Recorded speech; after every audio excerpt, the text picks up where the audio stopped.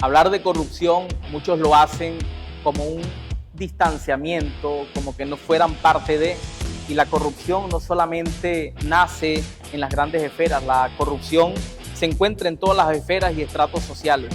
De hecho, pudiésemos hablar que el primer acto de corrupción lo tuvo Adán y Eva con aquel ofrecimiento del fruto prohibido y la necesidad de convencerlo para que accediera a ese hecho de corrupción.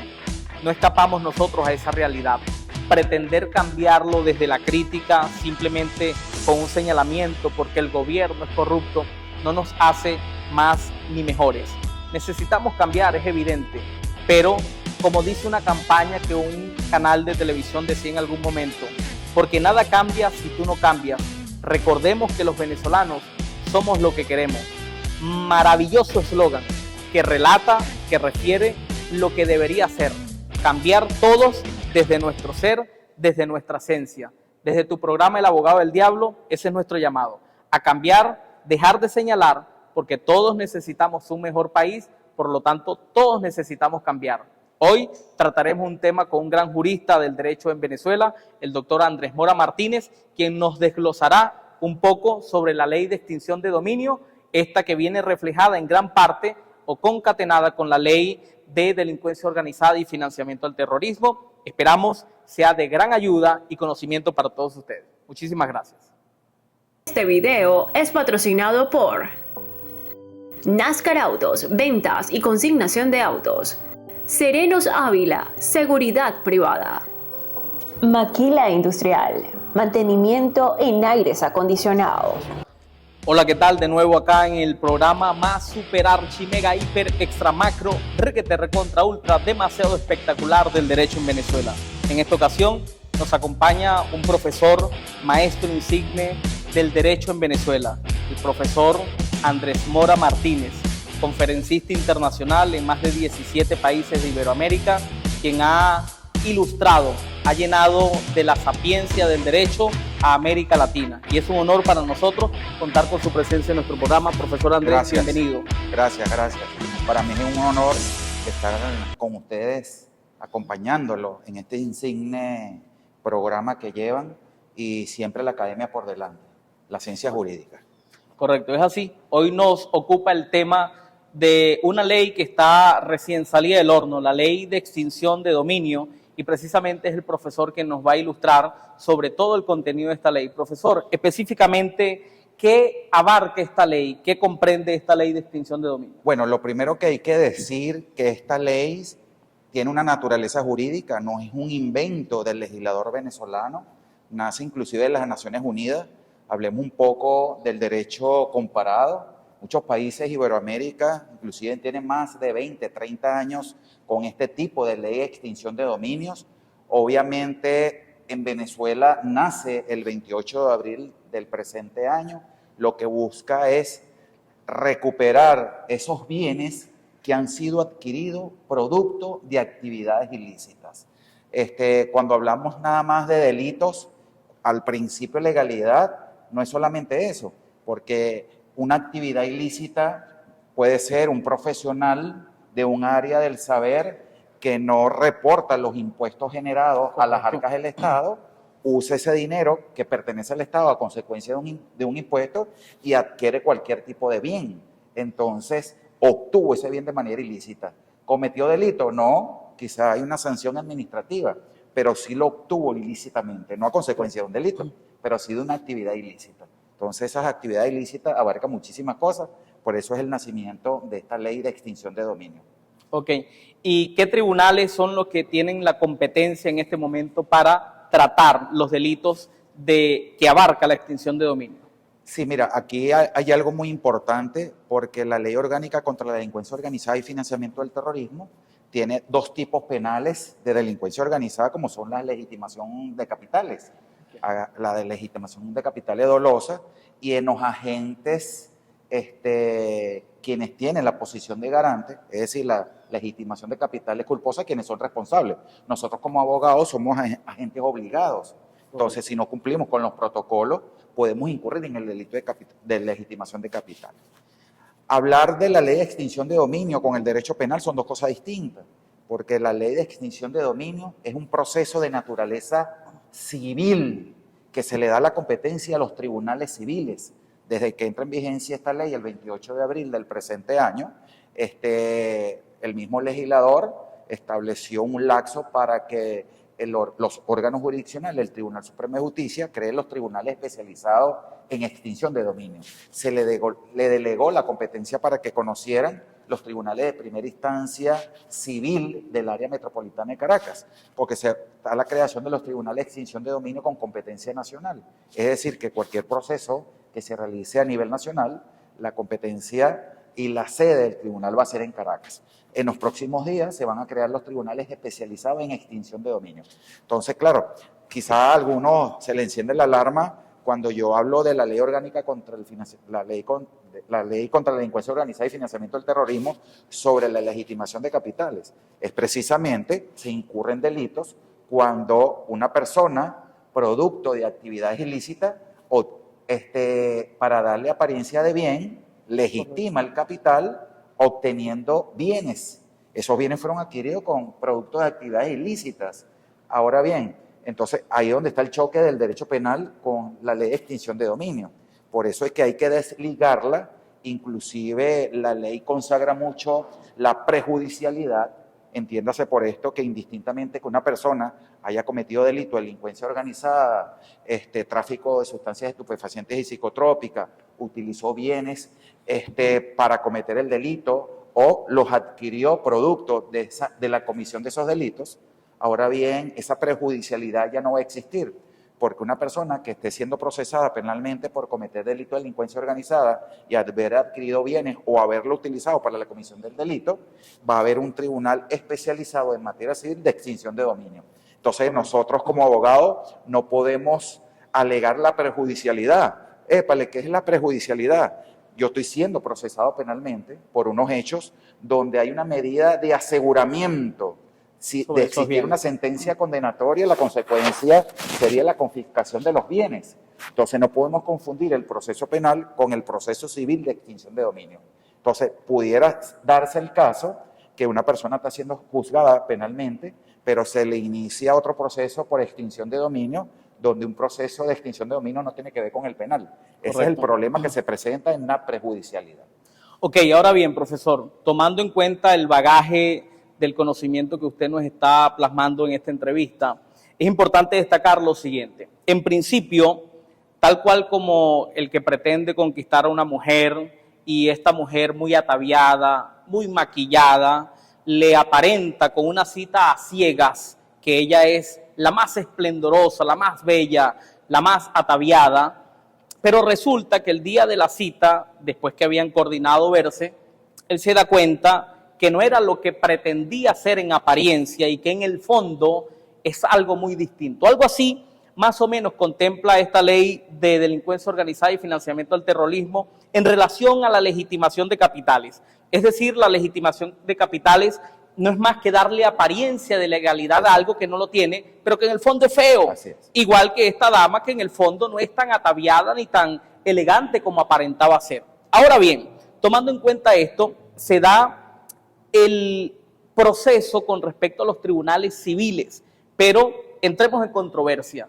Esta ley carece de constitucionalidad en algún rango por el hecho de que no contempla un proceso final para lo que era anteriormente la incautación y confiscación, que pareciera que son un cambio de terminología, pero que en el fondo habría una inconstitucionalidad por no esperar que una persona sea condenada en una sentencia definitivamente firme y de inicio entrar en la confiscación de sus bienes. Sí, la Constitución de la República Bolivariana de Venezuela, desde entrada en vigencia, siempre consagró constitucionalmente la figura de la confiscación. Okay. ¿En qué momento procede la confiscación? Es decir, se inicia un proceso penal en contra de alguna persona. Correcto. Y esta es sometida al proceso penal, garantizándole el debido proceso, imputación, acusación, un juicio oral y público. Si ese imputado o acusado es vencido en el juicio oral, es condenado. Pero como consecuencia del proceso que llevó, hay unos bienes que vienen asegurados como medida de incautación preventiva.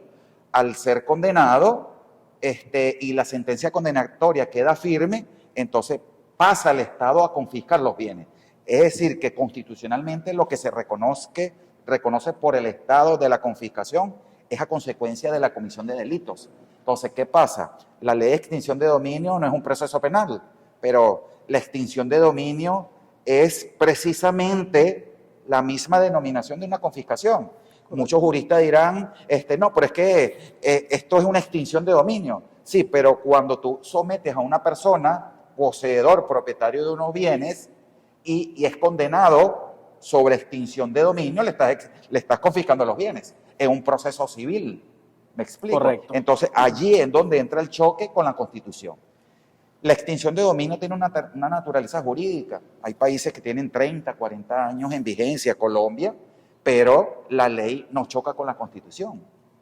Hay una gran reflexión que hay que hacerle aquí al legislador venezolano. Se debió haber revisado por vía de la enmienda la Constitución vigente para poder legislar en materia de extinción de dominio. Entonces, ahora bien, vino la Sala Constitucional, declara la constitucionalidad del carácter orgánico de la ley, todavía sin entrar a conocer el fondo, y es como yo dije en una aula de clase, bueno, mientras no se declare la inconstitucionalidad del contenido de la extinción de dominio, tenemos que someternos al proceso de extinción de dominio, tenemos que defendernos de esa ley. Entonces, no podemos llegar a un tribunal de extinción de dominio donde la persecución de extinción recae sobre el Ministerio Público. Yo también hice una gran reflexión. El Ministerio Público es el titular de la acción penal, es el representante del Estado. Ahora bien, si se dice que la extinción de dominio no es una persecución penal sobre personas, tampoco sobre bienes, es un proceso netamente civil, pero lo va a llevar el Ministerio Público como titular de la acción penal. Entonces, correcto, ve las grandes reflexiones que hacemos en cuanto a la figura de la confiscación a consecuencia de comisión de delitos de delincuencia organizada. La extinción de dominio es una disposición de los bienes en favor del Estado, porque no hemos hablado del tercero afectado. Porque cuando se somete unos bienes a la extinción de dominio, quien se beneficia del Estado. Entonces, ¿qué pasa con el tercero afectado? Okay. Entonces, son grandes reflexiones. Entonces, ¿es viable la ley de extinción de dominio? Sí, pero hay que revisar primero nuestra Constitución. Ok, ahora, tomando en cuenta, entendiendo la necesidad del legislador con la lucha que había iniciado el gobierno en contra de los procesos de corrupción que se estaban dando, cuando usted plantea que era necesario primero una enmienda a nivel constitucional, no pudiésemos justificar la necesidad de la premura de una figura que viniese a tomar posición en cuanto a esa persecución de incautación, confiscación o cambio de terminología por la extinción de dominio, por la necesidad que había para el momento, o si había la posibilidad dentro de un proceso más célere de resolver sin la necesidad de la creación de una ley propiamente con carácter orgánico. Mira esta gran reflexión. Entra en vigencia la Constitución que consagra la confiscación a consecuencia de productos de comisión de delitos de delincuencia organizada. Las mismas leyes especiales de delincuencia organizada, la Ley Orgánica de Drogas, Ley contra la Corrupción, entre tantas, estimación de capitales. Entonces, más bien se genera impunidad con la entrada en vigencia de la Ley Orgánica de Extinción de Dominio. ¿Por qué? Porque si yo inicio un proceso de extinción de dominio sobre unos bienes que lo posee una persona, que lo obtuvo a consecuencia de unas actividades ilícitas, hago posesión de los bienes, generas impunidad.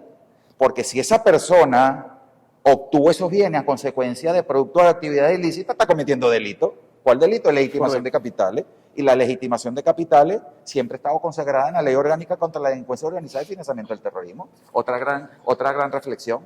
¿O será que vamos a hacer una ley comodaticia para que no exista la persecución penal y quitarle los bienes a aquel que no demuestre el producto de la actividad lícita? La carga de la prueba del Estado. La sola posesión no hace presumir al Estado que fue producto de actividades ilícitas.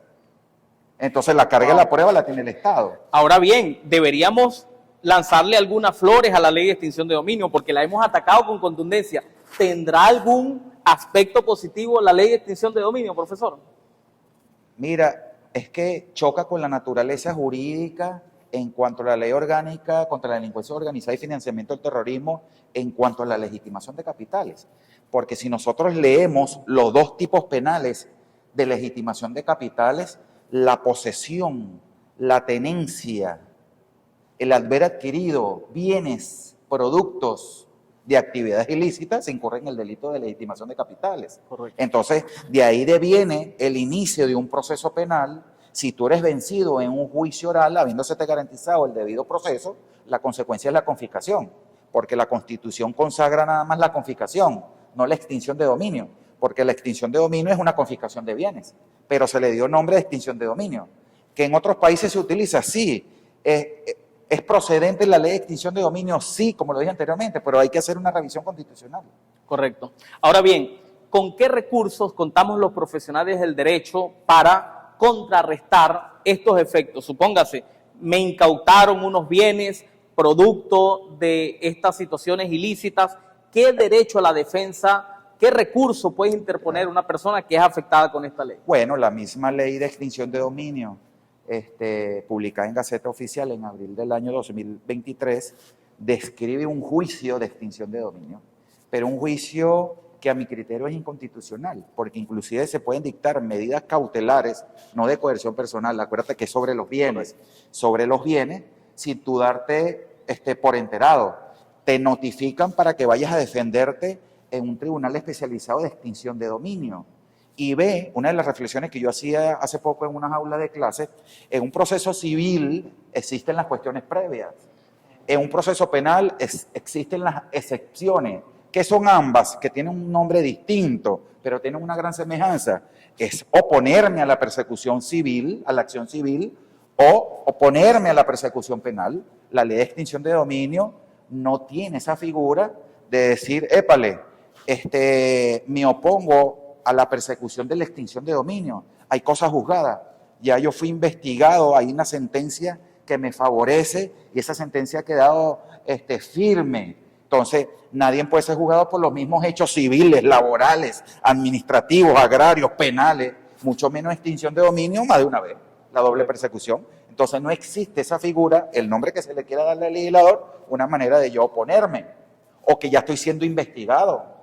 ¿Me explico? Claro. Porque el legislador confundió la prejudicialidad, no, indistintamente que tú te estés defendiendo en un proceso penal por delito de delincuencia organizada y existan medidas de aseguramiento sobre unos bienes, el tribunal competente para la extinción de dominio es un tribunal civil.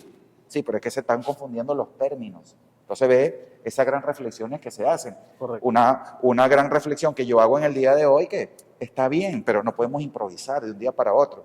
Las Naciones Unidas tienen años en el análisis, en el estudio de ley de extinción de dominio para que entren en vigencia en los países que son parte de las Naciones Unidas. No podemos improvisar. No, que en los hechos que han venido ocurriendo en Venezuela sobre los niveles de corrupción, en algunos órganos que integran el poder público, vamos a sancionar la ley. Ya va. En un acto de corrupción, la consecuencia es el inicio de un proceso penal, no un proceso civil de extinción de dominio. Entonces ve el choque que hay. Y para una gran reflexión, leía yo hace poco a alguien que escribe muchísimo en las redes que la ley de extinción de dominio es como un intruso para el derecho penal. Entonces, es así. Es así.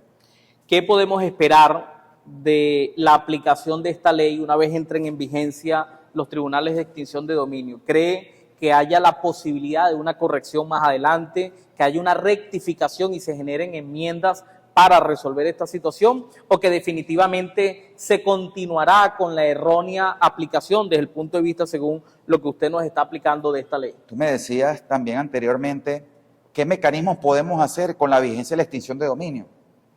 Hasta tanto no se declare la inconstitucionalidad del contenido por la Sala Constitucional, está vigente y es de obligatorio cumplimiento. ¿Qué debemos hacer nosotros? Bueno, defendernos en estos tribunales especializados de extinción de dominio. Y te corrijo, no es que ya los tribunales están en funcionamiento. Simple y llanamente que hasta tanto no se creen los tribunales especializados, se designaron a los tribunales de primera instancia en lo civil del área metropolitana de Caracas y los tribunales superiores en lo civil. Ya están en pleno funcionamiento. Entonces, hasta tanto no se declare la inconstitucionalidad, hay un proceso para defenderse en ese juicio de extinción de dominio que está previsto en la ley. Bueno, hay que defendernos sobre eso, porque Correcto. Tú no puedes llegar a un tribunal como buen abogado que eres también, aprovecho la Gracias, oportunidad profe. para decírtelo, a presentar un escrito en un tribunal de extinción de dominio, no, a mi juicio este tribunal es inconstitucional, la norma y no voy a ejercer. ¿Y en dónde queda esa persona natural o jurídica que te busca para que lo defiendas? Entonces tenemos que defender. Es así. Precisamente de eso se trata este programa, de buscar el conocimiento, que la academia prevalezca por encima de todo y que sean escuchadas estas intervenciones, estas reflexiones, como bien lo dice el profesor, porque el fin de todo es que Venezuela crezca, que Venezuela mejore y que Venezuela cuente con un sistema de justicia como el que tenemos, pero que aún puede mejorar. Gracias al profesor Andrés Mora Martínez. Gracias a En usted. principio dije un gran conferencista internacional de más de 17 países de Iberoamérica y ahí con el contenido de su narrativa explicativa en este programa sobre la ley de extinción de dominio nos ha hecho disfrutar ese bagaje de conocimiento. Agradecido, profesor. Gracias. Un placer, un El honor. placer es mío. Nos vemos en un próximo programa. Ya sabes, el más super archimega hiper extra macro requete recontra ultra demasiado espectacular programa de Derecho en Venezuela. Nos estamos viendo. Este video es patrocinado por NASCAR Autos, ventas y consignación de autos. Serenos Ávila, seguridad privada. Maquila Industrial, mantenimiento en aires acondicionados.